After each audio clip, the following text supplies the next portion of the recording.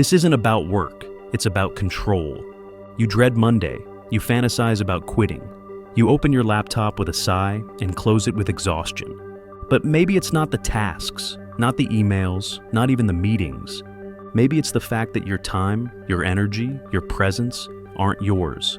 According to a 2022 Gallup report, only 21% of full-time workers feel engaged at their jobs.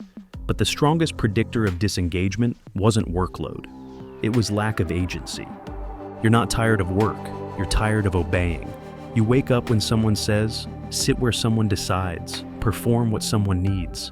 Even when the job isn't toxic, the feeling of being replaceable, monitored, or disconnected from meaning slowly eats away your autonomy.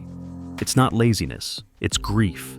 Grief for the time you no longer own. The fix isn't quitting, it's reclaiming space. You don't need to blow up your life. You need to carve out a part of it that's yours again. This could be a creative project, a workout ritual, a personal goal no one can measure but you. Psychologist Dr. Martin Seligman found that personal agency, the belief that your actions can impact your outcomes, is one of the strongest predictors of psychological well-being. Even micro decisions like how you structure your lunch break or what you do right after work can restore a sense of authorship over your own life.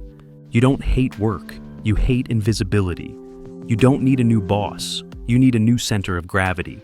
Take 1 hour this week that answers to no one but you. Create something that's not monetized. Move in a way that's not optimized.